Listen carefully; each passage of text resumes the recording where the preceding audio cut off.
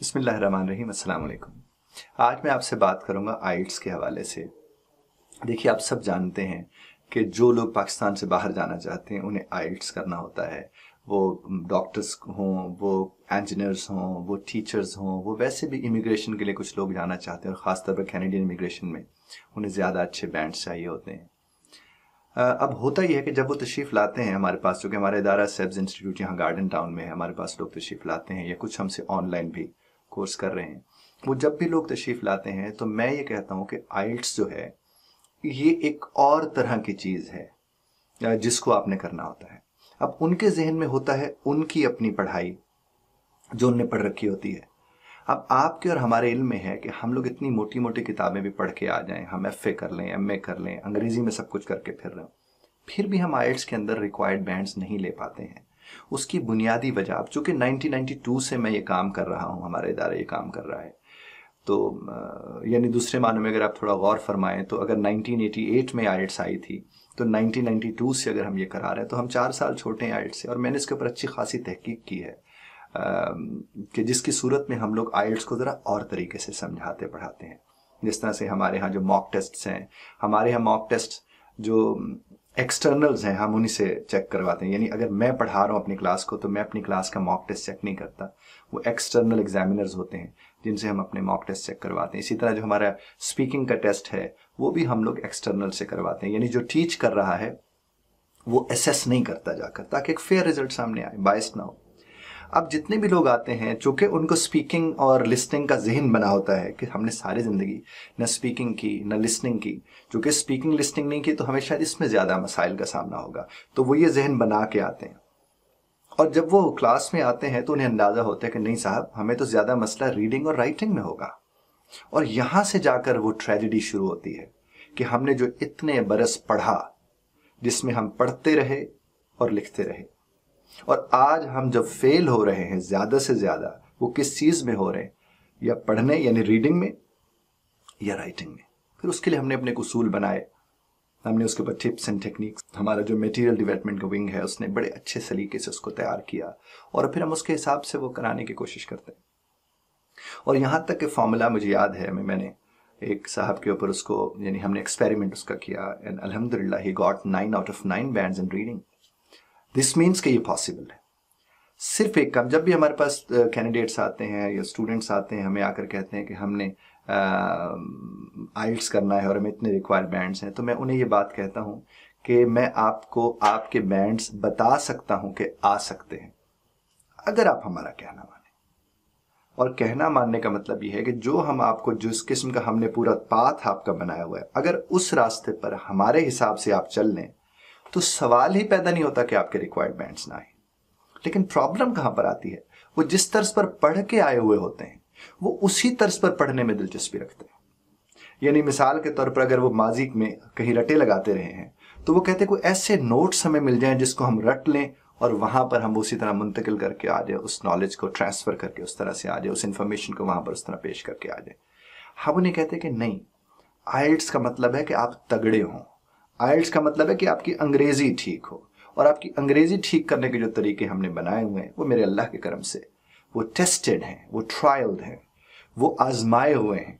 और उस एतबार से लोगों के मार्क्स, लोगों के बैंड्स जो हैं, ये स्कोर्स हैं, उस एतबार से उनके आते हैं। मुझे लोग कहते हैं कि सर 2 महीने का हमने कोर्स तो करना है आपके साथ, क्या ये 15 दिनों में हो सकता है? हम उन्हें कहते हैं बिल्कुल हो सकता है, 1 हफ्ते में भी हो सकता है।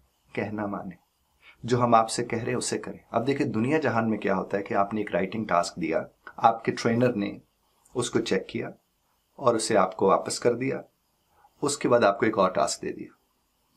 जब तक आप ये नहीं तय करेंगे कि आपका पिछला टास्क जो गलत था वो कैसे ठीक होगा, क्या आप ये तवक्को कर सकते हैं कि नया टास्क आपको करना चाहिए, या आप ये फैसला करना चाहिए कि आप नया टास्क करें? अरे नया टास्क करने का मतलब ये है कि ये तय पा गया कि आपका पिछला टास्क ठीक था।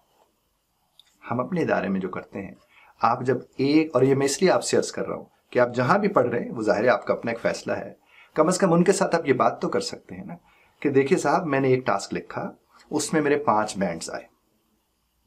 अब आपने अपने ट्रेनर से कहना कि ये 6 बैंड्स का कैसे होगा, और जिस घड़ी वो आपको बता देगा ये 6 बैंड्स का ऐसे होगा, फिर आप वैसे लिखिए और फिर उनसे चेक कराइए। वो जब 6 बैंड का आप लिख लें तो फिर आप उनसे पूछिए अब ये 7 बैंड्स का कैसे होगा और ये 8 बैंड का कैसे होगा। तो इसका मतलब ये है कि 5 बैंड से लेकर 8 बैंड तक जब एक ही ऐसे के सफर को, वो जो सफर है, वो जो प्रोसेस है, उसको अगर आप अपने टीचर के साथ मुकम्मल करते हैं तो यकीनन आप सीख रहे होते हैं। और जिस टाइप पर आपने काम किया था, फिर उस टाइप का कोई भी सवाल कहीं से उठा के वो दे दे, चूंकि आप सीख चुके हैं कि आपने टैकल कैसे करना है, आपसे कर सकते हैं।